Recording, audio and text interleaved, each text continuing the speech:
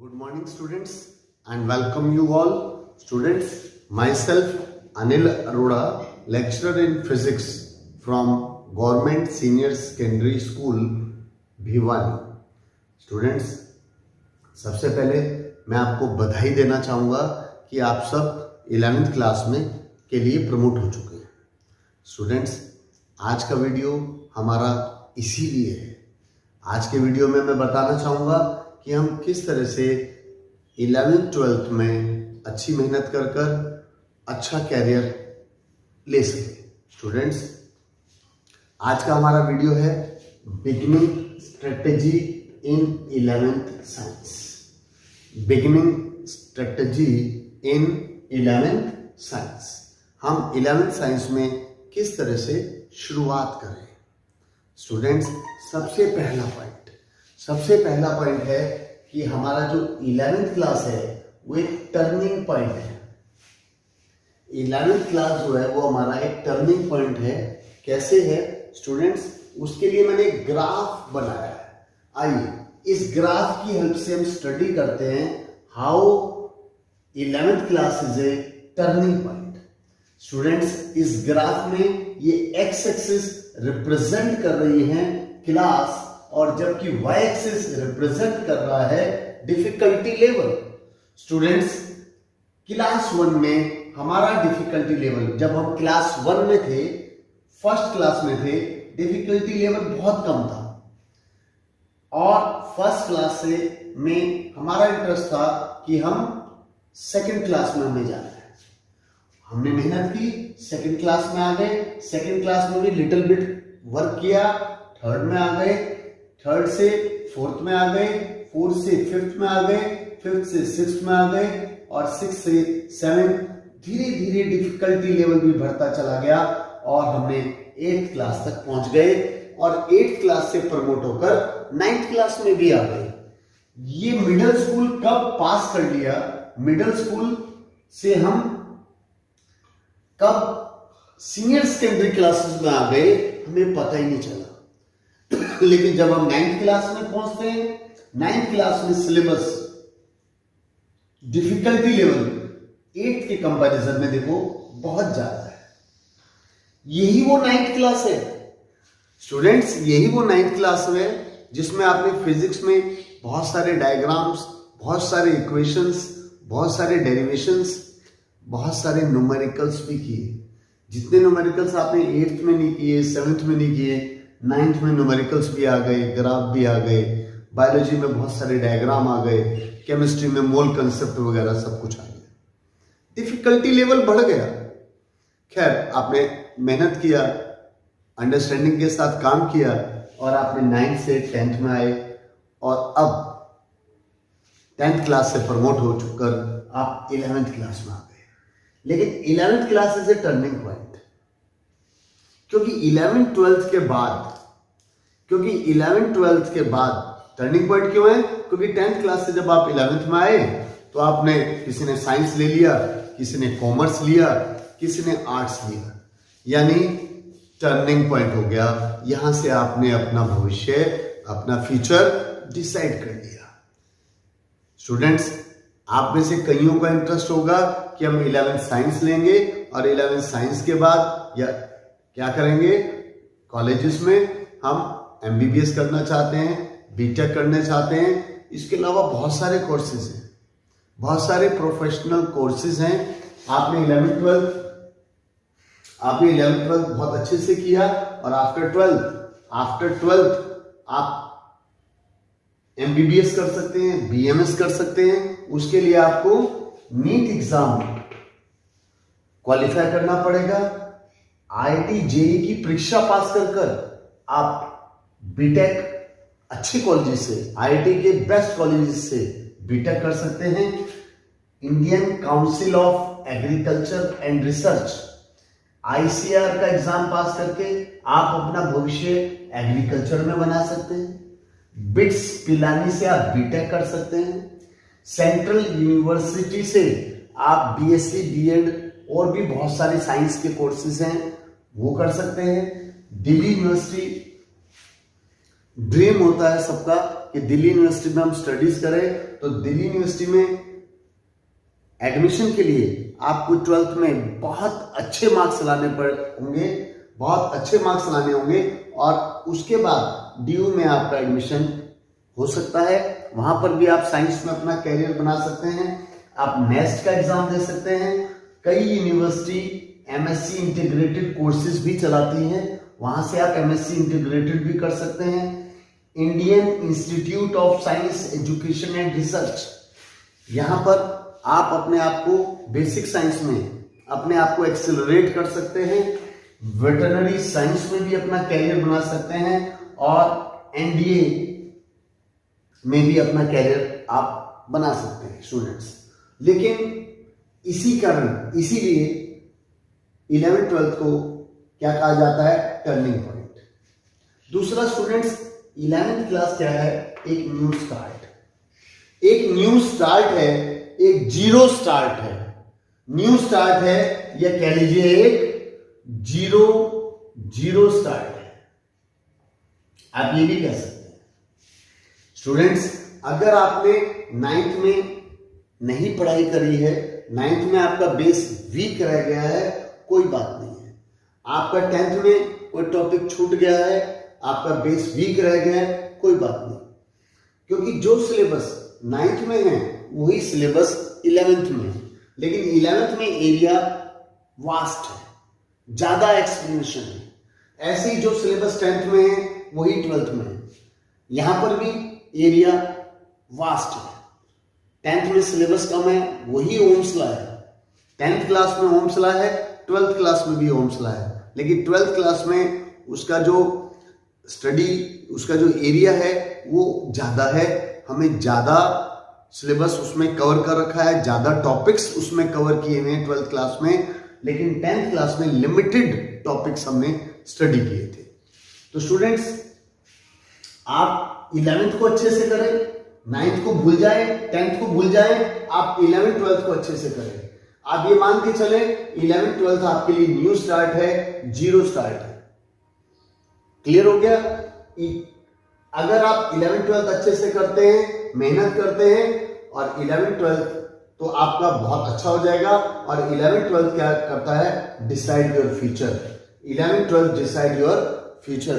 अगर आप अच्छा करेंगे, मेहनत करेंगे, अच्छे रेगुलर रहेंगे स्टडीज में, तो आपका जो ड्रीम कॉलेजेस हैं वो आपको जरूर मिलेंगे। कई बार कहा जाता है स्टूडेंट्स कि कोई स्टूडेंट 10th में, मेरी नॉलेज में जैसे मैं पढ़ा रहा हूं, तो कई बार ऐसा होता है, कई स्टूडेंट्स, कई पेरेंट्स की मेरे पास कंप्लेन आती है, सर हमारा बच्चा 10th में तो बहुत अच्छा कर रहा था, लेकिन 11th में अच्छा नहीं कर पा रहा है। उसका रीजन है स्टूडेंट्स, 9th-10th में स्टूडेंट थोड़ा सा भी पढ़ेगा, महीने में एक बार पढ़ लिया, एग्जाम से कुछ दिन पहले पढ़ लिया, तो वो अच्छा कर जाता है, क्योंकि सिलेबस जो है बहुत लिमिटेड है। 11th-12th में सिलेबस बढ़ जाता है, इंक्रीज हो गया, तो यहां पर आपकी जो स्टडीज हैं वो रेगुलर होनी चाहिए। आपको हर रोज रेगुलर पढ़ना पड़ेगा, सेल्फ स्टडी करनी पड़ेगी। स्टूडेंट्स, लॉकडाउन टाइम है, लॉकडाउन चल रहा है, और आपने सोचा कि स्कूल तो बंद है, टीचर्स अभी पढ़ाना शुरू नहीं किया, टीचर्स ने ऑनलाइन जब स्टडी शुरू करेंगे टीचर्स, तब हम अपनी स्टडीज, हम भी अपनी स्टडीज स्टार्ट कर देंगे, लेकिन तब तक बहुत लेट हो जाएगा, क्योंकि हो सकता है उनका जो ऑनलाइन स्टडीज या ऑफलाइन क्लासेस की जो शुरुआत हो, उनको कम टाइम मिले, और वो कम टाइम में ज्यादा सिलेबस करा दें, और आपकी अंडरस्टैंडिंग ही ना बन पाए। तो बेटर ये है कि आप स्कूल खुलने का वेट मत करो, ये आपके लिए गोल्डन अपॉर्चुनिटी है। आप अपना स्टडीज अभी से स्टार्ट कर दो, सेल्फ स्टडी जरूर करनी है, और एक टाइम टेबल बनाकर अपनी पढ़ाई करें। और जो मैं यहां बता रहा हूं फिजिक्स के लिए, ऐसा ही केमिस्ट्री के लिए करना है, ऐसा ही मैथ्स के लिए, ऐसा ही अदर सब्जेक्ट्स के लिए। स्टूडेंट्स, 11th-12th में अच्छा करने के लिए एक्सेलरेट करने के लिए कुछ पॉइंट्स और मैं डिस्कस करता हूं। Students, class 11th and 12th are connected. Class 11th and 12th are connected. कई बार स्टूडेंट सोचता है 11th में तो बस पास हो जाएंगे और 12th में हम पढ़ेंगे। स्टूडेंट्स, मैं आपको बता दूं 11th में ही हमें तेज दौड़ना है। 11th में ही हमें बहुत अच्छा करना है। 11th में ही हमें हार्ड वर्क करना है। स्टूडेंट्स, जो हम 11th में करेंगे उसका रिफ्लेक्शन 12th में दिखाई देगा। जितना अच्छा हम 11th में करेंगे 12th में और अच्छा कर पाएंगे और अच्छे मार्क्स 12th में आने के बाद हमारा बेसिक, हमारा अंडरस्टैंडिंग लेवल 11th 12th में बहुत अच्छा हो जाएगा और ये कॉलेजेस, इन कॉलेज की जो एंट्रेंस एग्जाम्स होते हैं उसमें भी हम अच्छा कर पाएंगे और ड्रीम कॉलेज हमें इजीली मिल जाएगा। जो हमारा ड्रीम कॉलेज है वो हमें आसानी से मिल जाएगा। स्टूडेंट्स, अपनी अंडरस्टैंडिंग लेवल को इंक्रीज करना है। Understanding level should be increase. जैसे हमने 9th 10th में लिमिटेड स्टडीज की, ऐसे हमने 11th 12th में स्टडी नहीं करनी है।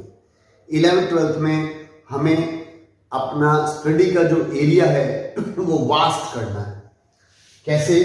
स्टूडेंट्स, 11th 12th में notes, text book, questions, कंसेप्चुअल्स, objective type questions, MCQ, numericals, diagram, graph should be focused. हमें इन सब को एक साथ लेकर चलना पड़ेगा, एक साथ लेकर स्टडी करनी पड़ेगी। पहले हम नोट्स पढ़ें, टीचर के नोट्स, टेक्स्ट बुक में से पढ़ें, क्वेश्चंस करें, कंसेप्चुअल्स करें, डायग्राम की प्रैक्टिस करें। लेकिन ये सब नोटबुक, पेन, इस सब के लिए नोटबुक और पेन आपके पास होना चाहिए। हर चीज, हर न्यूमेरिकल, हर डायग्राम, हर ग्राफ आपने लिख कर प्रैक्टिस करनी है। साइंस में बिना लिखे हम अपने आप को साइंस में एक्सेलरेट नहीं कर पाएंगे। स्टूडेंट्स, मेरी बात समझ गए? स्टूडेंट्स, इन सब चीजों का ध्यान रखना है। और इस तरह से आज मैंने आपको 11th 12th में हमारी बिगिनिंग स्ट्रेटेजी इन 11th साइंस कैसे होनी चाहिए, इस वीडियो के माध्यम से मैं ये बता पाया। हमारी एक दमदार शुरुआत 11th साइंस में, एक दमदार शुरुआत 12th में बहुत अच्छा करने के लिए वेरी इंपॉर्टेंट है, बहुत महत्वपूर्ण है। इस बात को ध्यान रखना मुश्किल नहीं है। हाँ, अगर हमने शुरू में मेहनत नहीं की, स्टूडेंट्स, अगर आपका सपना नीट है, आईआईटी है, आपका सपना नीट आईआईटी है तो स्टूडेंट्स, मैं एक बात आपको बताना चाहूंगा, जो स्टूडेंट्स नॉर्मल स्टडी कर रहे हैं, एवरेज स्टडी कर रहे हैं, उनका इसमें सिलेक्शन होना इम्पॉसिबल है। अच्छा पढ़ना पड़ेगा। बल्कि 11th क्लास में तो शुरुआत में इतना पढ़ो, इतनी स्टडीज करो, शुरुआत में इनिशियल लेवल पर अपना बेस स्ट्रॉन्ग बनाने के लिए, एक सही ट्रैक में आने के लिए इतनी पढ़ाई करो कि पेरेंट्स भी आपसे कहें बेटा बस बहुत पढ़ाई कर ली, अब थक गए हो, अब रेस्ट कर लो। तो ध्यान रखना, अगर आपका एम एमबीबीएस है, नीट कंपटीशन है, आईआईटी है, आईसीएआर है, बिट्स पिलानी है, अगर ये सब आपका टारगेट है तो एवरेज स्टूडेंट्स का, नॉर्मल पढ़ने वाले स्टूडेंट्स का इसमें कोई काम नहीं है। हाँ, जीरो वाला भी बहुत अच्छा कर जाएगा अगर वो बिल्कुल सही प्लानिंग के साथ, टाइम टेबल के अकॉर्डिंग एक अच्छी स्ट्रेटेजी बनाकर 11th में साइंस में एंटर करता है। स्टूडेंट्स, आपने कछुए और खरगोश की कहानी सुनी है, ठीक है ना?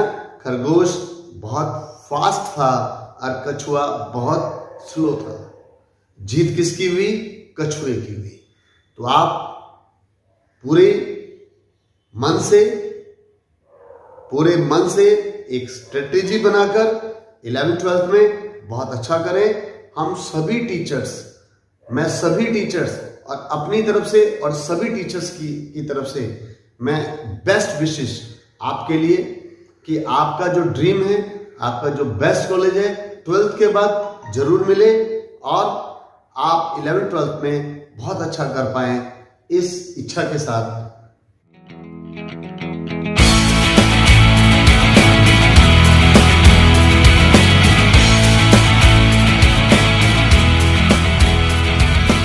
गुड मॉर्निंग स्टूडेंट्स, लॉकडाउन चल रहा है, सब घर पर है, सब कैसे हैं? और मैं आशा करता हूं सब अच्छे होंगे और अपने पढ़ाई के प्रति चिंतित होंगे। उसी सीरीज में कि वो बच्चे जो 10th से 11th में आ गए, 11th से 12th में आ गए और जिनका ड्रीम है नीट मेडिकल स्टूडेंट्स के लिए, जेई एडवांस जिनका ड्रीम है उनके लिए, कि उनके लिए फिजिक्स की बेस्ट बुक्स कौन सी है। तो आज मेरा टॉपिक है best books in physics for class 11th और 12th, यानी क्या पढ़े फिजिक्स में, क्या पढ़े और क्या नहीं पढ़े। स्टूडेंट्स, सबसे इंपॉर्टेंट है कि हमारी अच्छी बुक्स होंगी, हमारे पास बुक्स अच्छी होंगी, अच्छा गाइड मिल जाएगा हमें, तो हमारा अच्छा बेस्ट एक्सीलेंट हम बोर्ड एग्जाम में, नीट में या जेई एडवांस में हम बहुत अच्छा कर सकते हैं। तो स्टूडेंट्स, ये मैंने एक टेबल बनाया है, शुरू करते हैं हम। ये हमने एक टेबल बनाया है और इस टेबल में मैंने बुक्स के कुछ नाम लिखे हुए हैं। कुछ बुक्स और भी मार्केट में अवेलेबल है, लेकिन मैंने कुछ के नाम लिखे हुए हैं कि हम इन बुक्स को अच्छी तरह कर ले तो हमारा आईआईटी में तो सिलेक्शन हो जाएगा, आईआईटी हमारी हो गई, ठीक है ना। तो स्टूडेंट्स, बोर्ड एग्जाम में 100 में से 100 भी आ जाएंगे और नीट में भी एडमिशन हो जाएगा। तो मैंने अलग अलग कैटेगरी वाइज बुक्स के लिए टेबल बना रखा है। जैसे पहले नंबर पे हमारी बुक्स है, बुक का नाम है text book of physics NCERT.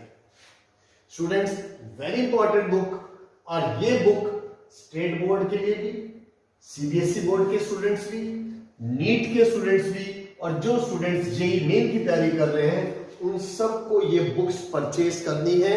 अभी परचेज कर ले, सेशन के शुरू में ही परचेज कर ले। बाद में कई बार ये बुक्स मार्केट में अवेलेबल नहीं होती, या फिर जब तक आप 6 महीने, 4 महीने, 5 महीने मिड सेशन में आप बुक पढ़ना चाहोगे तो पिछला सारा सिलेबस कवर करना बहुत मुश्किल सा हो जाता है। दूसरे नंबर पे स्टूडेंट जो बुक है फिजिक्स एग्जाम्पलर एनसीईआरटी, ये भी एनसीईआरटी की बुक है।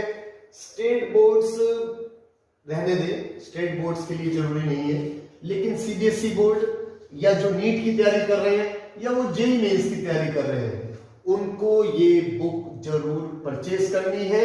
और ये बुक में से अक्सर चाहे सीबीएसई बोर्ड हो, नीट हो, जेईई मेंस हो, इसमें क्वेश्चंस आ जाते हैं और इसके अंदर आपको ऑब्जेक्टिव टाइप, मल्टीपल चॉइस, हर टाइप के क्वेश्चन इसमें अवेलेबल है एग्जाम्पलर फिजिक्स एग्जाम्पलर एनसीईआरटी। लेकिन जैसे आपको पता है text book of physics NCERT एकदम से जब हम पढ़ते हैं एकदम से वो मोमेंटम हमें नहीं दे पाती जिससे कि हम फिजिक्स में एक्सेलरेट हो।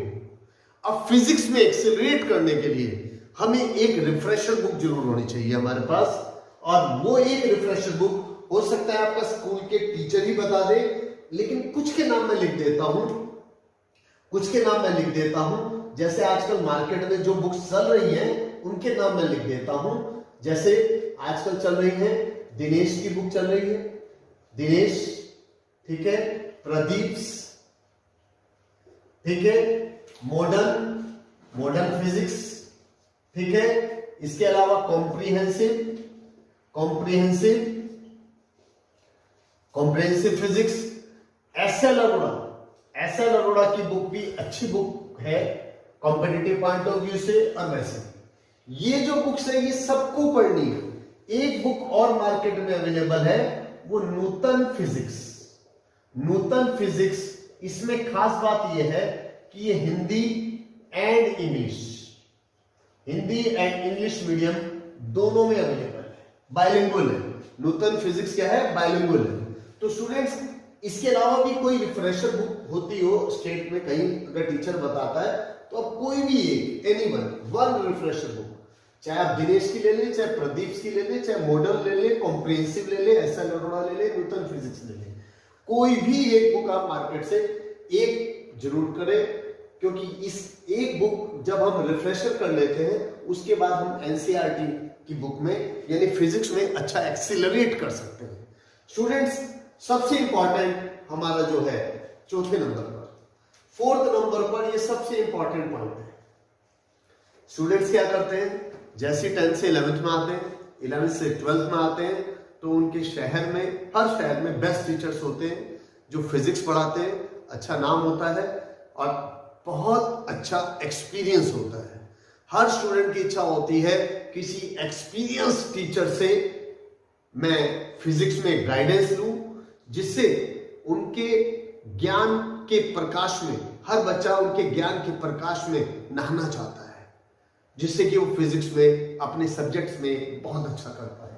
तो स्टूडेंट्स, अगर आप कहीं कोचिंग ले रहे हैं, इंडिविजुअल टीचर के पास ट्यूशन में जा रहे हैं, तो उनके हैंड रिटन नोट्स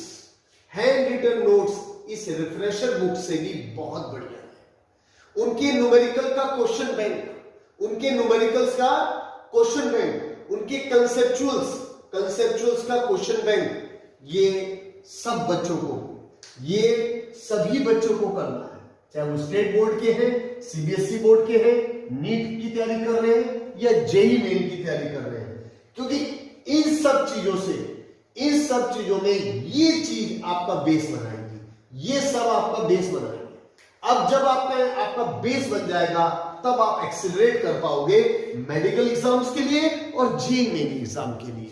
ये नहीं कि आपने ये तो पढ़ा नहीं और सीधा अपना कोचिंग में गए और उठा ली डीसी पांडे या एससी वर्मा उठा ली, कुछ भी नहीं होगा, नथिंग, कुछ भी नहीं होगा। एससी वर्मा पढ़ ली आपने और ये सब बुक्स नहीं पढ़ी, बेकार है। आपने डीसी पांडे उठा ली, आई इरोडो उठा ली, आपके ऊपर से चली जाएगी, आपके समझ में नहीं आएगा, बल्कि डिप्रेशन में आ जाओगे कि पहले जाते आपने आई इरोडो उठा ली।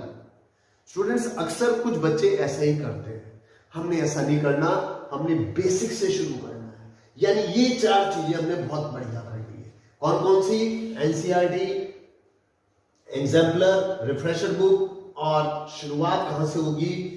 इन सब के साथ साथ शुरुआत कहां से होगी? आपके कोचिंग के नोट्स अच्छे हैंड रिटन में, अच्छी राइटिंग में आपके पास होने चाहिए, अच्छे डायग्राम्स, अच्छे ग्राफ के साथ आपके सामने होने चाहिए।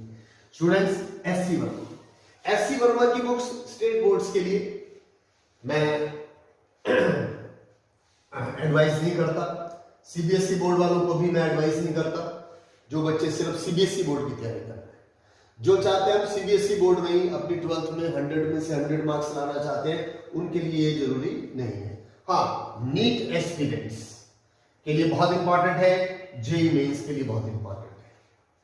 इसके अलावा DC Pandey no need, CBSE board वालों के लिए भी डीसी पांडे करने की कोई जरूरत नहीं है। लेकिन हाँ, अगर बच्चा कुछ ऑब्जेक्टिव क्वेश्चन करना चाहता है, केस स्टडी के क्वेश्चन करना चाहता है, तो रिफ्रेशर बुक में सब मिलेगा। इन रिफ्रेशर बुक्स में पीछे जैसे ही चैप्टर खत्म होता है, ऑब्जेक्टिव टाइप क्वेश्चंस हैं, ट्रू फॉल्स हैं, केस स्टडी के क्वेश्चंस हैं, जैसे कि बोर्ड का नया पैटर्न आया है, वो सब इसमें मिल जाएगा उनको, जिससे कि वो बोर्ड्स में, अपने बोर्ड एग्जाम में अच्छा कर सकते हैं। आई इरोडो एक बहुत अच्छी बुक्स है, 70-75 रुपए की मार्केट में अवेलेबल है। स्टेट बोर्ड्स के लिए मैं एडवाइस नहीं करूंगा, सीबीएसई बोर्ड के लिए भी मैं एडवाइस नहीं करूंगा, और आई इरोडो नीट के बच्चों के लिए भी मैं एडवाइस नहीं करूंगा। और जेईई मेंस, अब प्रश्न उठता है आईआईटी वाले जेईई मेंस या एडवांस वाले स्टूडेंट्स देखो, डीसी पांडे की जो बुक्स है वो नीट वालों ने भी करनी है और जेईई मेंस वालों ने भी करनी है। इसमें भी बुक दो टाइप की आती है, नीट के लिए बुक अलग आती है डीसी पांडे की, और जेईई मेंस के लिए अलग आती है, एडवांस के लिए अलग आती है। तो उसी हिसाब से पांडे डीसी पांडे की बुक मार्केट से वो परचेस करेंगे। हाँ, आईएनओडोव की बुक जेईई एडवांस के लिए बहुत अच्छी बुक है, जेईई एडवांस के लिए बहुत अच्छी बुक है, लेकिन वो तभी करे इस बुक को जब उसको लगता हो कि यहां तक उसका जो बेस है बहुत स्ट्रॉन्ग हो चुका है। अगर यहां तक उसने कर लिया, अगर उसने यहां तक अच्छा कर लिया, किसी स्टूडेंट ने, किसी बच्चा पार्टी ने यहां तक कर लिया, तो इसका मतलब उसका आईआईटी में तो सिलेक्शन हो गया। लेकिन उसने मन है कि मुझे तो टॉप 100 में आना है, मुझे टॉप 100 में आना है, तो टॉप 100 के लिए, टॉप 100 के लिए क्या करना है उसको? आईएनओडोव की बुक्स भी करनी है। इसके अलावा रेस्निक हेलिडे की बुक भी आती है, बीएम शर्मा की भी बुक भी आती है, बहुत सारी बुक्स आती हैं। लेकिन हमने क्या मन बनाया है, हम 2 बुक्स 10 बुक को 10 बार करने के बजाय एक बुक को 10 बार करेंगे। एक एक क्वेश्चन हमारी दिमाग में फिट हो जाए, अच्छी ग्रिप बन जाए। और 8वें नंबर पर है students previous year questions. Market में सैंपल पेपर भी अवेलेबल है प्रीवियस ईयर क्वेश्चंस पे, तो वो स्टेट बोर्ड वालों को भी पढ़ने हैं लास्ट में, सीबीएसई बोर्ड वालों को भी पढ़ने हैं। नीट के 20 ईयर्स के, 30 ईयर्स के, 25 ईयर्स के नीट के भी प्रीवियस ईयर क्वेश्चन मार्केट में अवेलेबल है, वो जरूर करने हैं, क्योंकि नीट में क्वेश्चंस रिपीट होते हैं। ठीक है स्टूडेंट्स, और जेईई मेंस वालों को भी प्रीवियस ईयर क्वेश्चन का जो क्वेश्चन बैंक है, PYQ क्वेश्चन बैंक, ये दोनों बच्चा पार्टी को, चाहे वो मेडिकल के हैं चाहे वो नॉन मेडिकल के हैं, उनको प्रीवियस ईयर क्वेश्चन बैंक जरूर करना है।